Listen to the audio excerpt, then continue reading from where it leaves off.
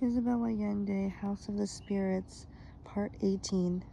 The boys went straight to their boarding school while Nana and the other employees readied the big house on the corner for the arrival of the owners. Blanca stayed behind in the country with her parents for a few more days. It was then that Clara began having nightmares, walking in her sleep and waking up screaming. During the day she went about half in a dream, seeing premonitions in the animals' behavior. The hens were not laying their daily eggs. The cows were acting frightened. The dogs were howling to death. The rats, spiders, and worms were coming out of their hiding places. The birds were leaving their nests and flying off in great formations, while her pigeons were screaming with hunger in the treetops. She stared obsessively at the frail column of white smoke that was issuing from the volcano and peered at the changes in the color of the sky. Blanca made her all sorts of soothing teas and warm baths, and Esteban resorted to the old box of homeopathic pills to calm her down, but her nightmares continued. "There's going to be an earthquake," Clara announced, daily growing paler and more agitated. "For God's sake, Clara, there are always quakes," Esteban replied. "This time it's going to be different. There will be 10,000 dead." "There aren't even that many people in the whole country," he said, laughing. The cataclysm began at 4 o'clock in the morning. Clara woke a little bit before it, having had an apocalyptic nightmare of exploded horses, cows hurled into the sea, people crawling under stones, and gaping caverns in the earth into which whole houses were falling. She rose livid with terror and ran to Blanca's room. But as she did every night, Blanca had locked her door and slipped out the window in the direction of the river. The last few days before returning to the city, her summer passion took on a dramatic quality. And with a new separation imminent, the two young people seized every possible opportunity to give free rein to their desires. They spent the nights at the river, immune to their weariness and the cold, thrashing with the strength of their desperation, and only as the first glimpse of dawn came through the clouds did Blanca return to the house and climb through her bedroom window, falling into bed just as the first cocks crowed.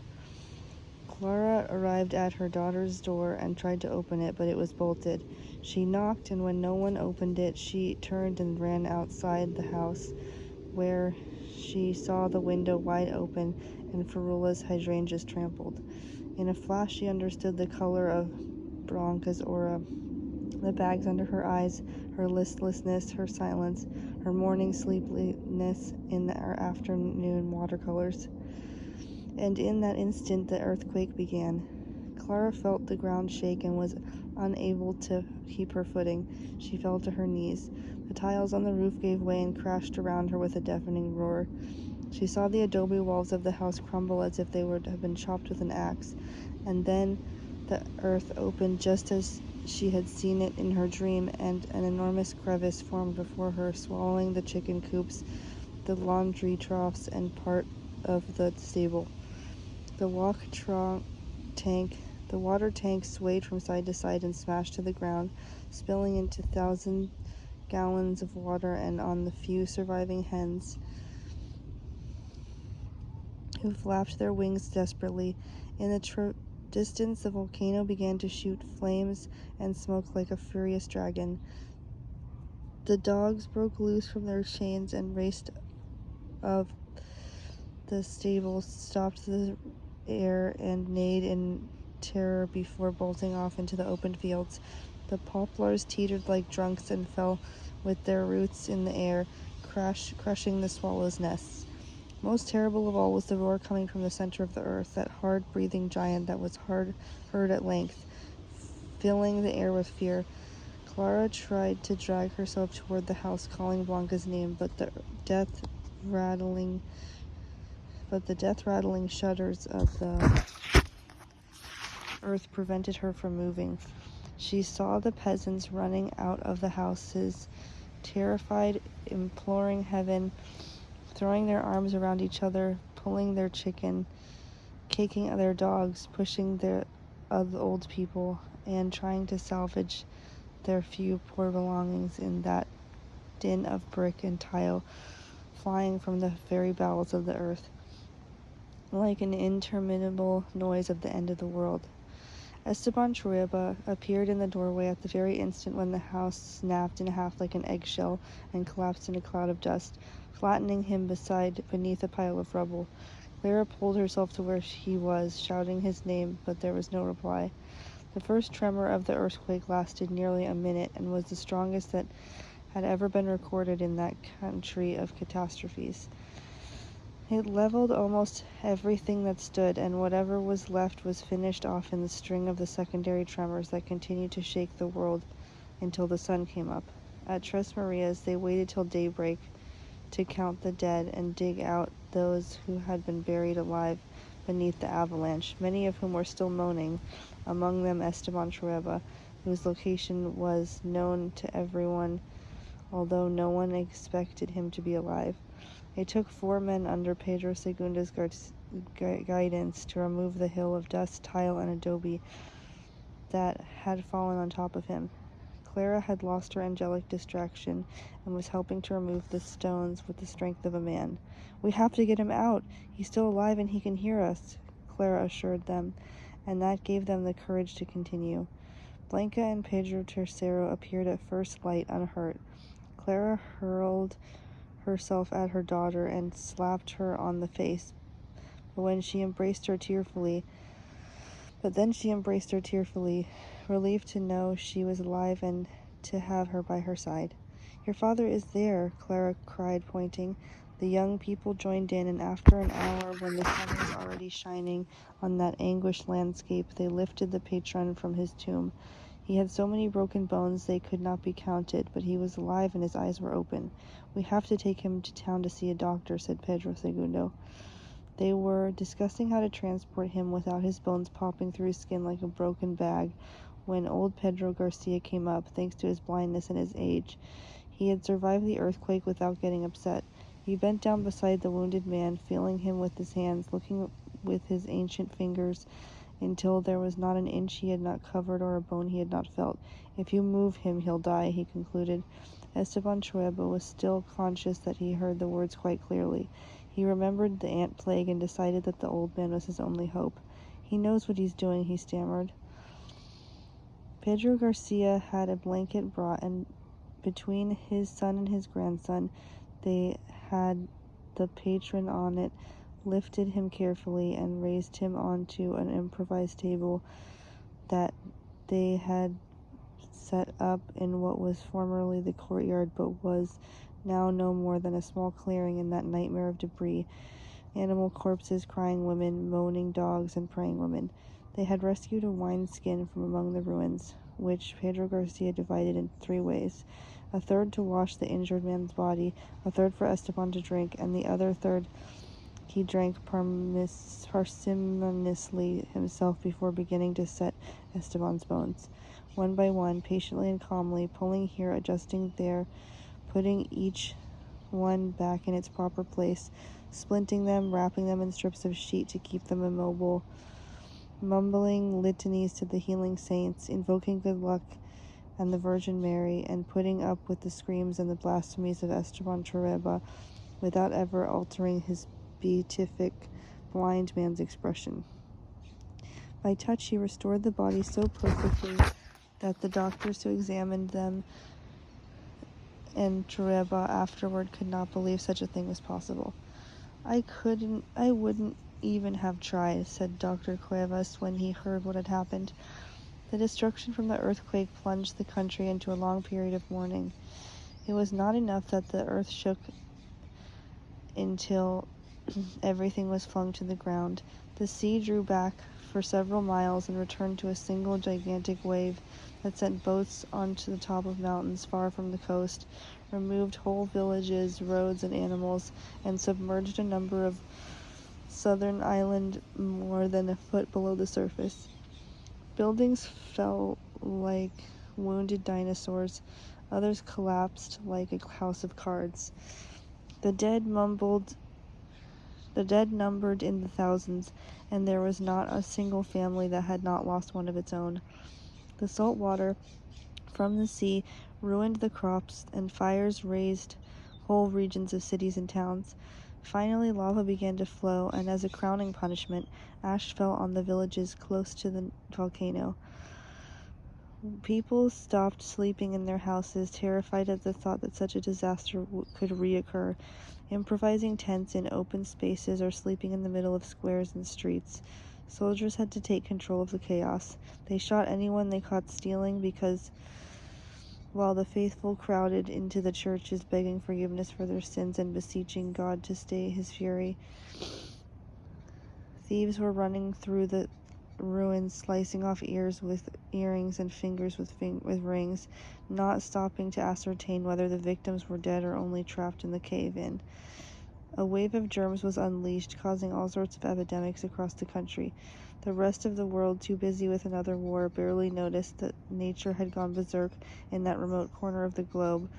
But even so, shiploads of medicine, blankets, food, and buildings material arrived, all of which disappeared in the mysterious labyrinths of various bureaucracies and were still available for purchase years later, when canned vegetables from the United States and powdered milk from Europe could be bought in the most exclusive stores at the same price as any other gourmet food. Esteban Treba spent 4 months trapped in bandages, stiff as a board from splints, patches, and hooks, in a dreadful torment of itching and immobility, and consumed by impatience. His character deteriorated to the point where no one could stand him. Clara stayed in the country to look after him, and when communication was restored and things began to return to order, they sent Blanca to her convent school as a boarder, because her mother could not be responsible for her. In the Captain, the earthquake caught Nana in her bed, and even though it was not as strong as in the south, the fright killed her just the same. The big house in the corner creaked like a walnut, its walls filled with cracks, and the huge crystal chandelier in the dining room fell to the floor, ringing like 1,000 bells, breaking into smithereens. Aside from that, the only serious effect was the death of Nana. When the fear of the first moment had passed, the rest of the servants realized that the old woman had not run out into the street with the others. They went in to look for her and found her in her cot, her eyes popped out, and the little hair she had left standing on end in sheer terror. Because of the ensuing chaos, they were unable to give her a proper funeral, as she would have wished, and were forced to bury her in a hurry, without speeches or tears. None of the many children she had raised with so much love attended her funeral. The earthquake signaled such an important change in the life of the Treba family that from then on they divided all events into before and after that day. In Tres Marias, Pedro Segundo Garcia once again assumed the post of foreman, since the owner was unable to get out of bed. To him fell the job of organizing the workers, restoring order, and reconstructing the wreckage of the entire property. They began by burying their dead in the graveyard at the foot of the volcano, which had miraculously escaped the wave of lava and that had run down the sides of the evil mountain. The new tombs gave a festive air to the pathetic little graveyard, and they had planted rows of birches so they would have shade for those who came to visit their dead. They rebuilt the little brick houses one by one, exactly as they were before, along with the stables, the dairy, and the granary. They prepared the earth for planting, thankful that the lava and ash had fallen on the other side, sparing the property. Pedro Tercero had to give up his excursions into town because his father needed him to help him in the work. He came unwillingly, letting his father know that he was breaking his back to restore the patron's wealth, and while the rest of them would remain as poor as they had been before. "That's the way it's always been, son. You can't change the law of God," his father would reply. "Yes, you can, Papa. There are people doing it right now, but we don't get the news here. Important things are happening in the world," Pedro Tercero countered, following up with the speech of the communist teacher or Father Jose Dulce Maria. Pedro Segundo did not reply and continued working without pause. He looked the other way when his son, taking advantage of the patron's injury, broke the grip of censorship and introduced into Tres Marias the forbidden pamphlets of the Unionists, the teachers, political newspapers, and the strange biblical interpretations of the Spanish priest. On orders from Esteban Chureba, his foreman began to reconstruct the main house exactly as it had always been. The old men did not even change the adobe walls for modern bricks or modify the narrow windows. The only improvement was the addition of hot water in the bathrooms and the replacement of the old wood stove by a kerosene device, to which, however, no cook ever managed to adjust and which ended up in the middle of the courtyard as a plaything for the hens. When the house was being built, they erected a shelter of wooden planks with a zinc roof where they settled Esteban into a sickbed. From there, through a window, he could watch the work progressing and shout his instructions, wailing with rage at his protracted immobility. Clara changed enormously during those months. She had to work closely with Pedro Segunda Garcia in the task of saving what they could. For the first time in her life, she took charge of material things without any help, for she could no longer rely on her husband or on Ferrula or on Nana. She awoke from a long childhood in which she had been protected and surrounded by intention and comforts with no responsibilities. Esteban Chureba became convinced that everything he ate disagreed with him except what she prepared for him herself. So she spent a good part of the day standing in the kitchen plucking chickens to make invalid soup and kneading bread. She had to be his nurse, washing him with a sponge, changing his bandages, and moving his bedpans. Every day he grew more irate and despotic, ordering her to put the pillow here, no higher, up, bring me wine. No, I said, white wine, open the window, close it, this hurts, I'm hungry, I'm hot, scratch my shoulder, lower. Clara came to fear him more than she had when he was a healthy, strong man who disrupted her peaceful life with his scent of the eager male, his hurricane voice, his relentless warfare, and his pompous airs, imposing his will and shattering his whims against the delicate balance she tried to keep between the spirits of the hereafter and the needy souls of the here and now. She came to despise him. As soon as his bones knit and he could be moved a little, Esteban felt the torturous desire to embrace her.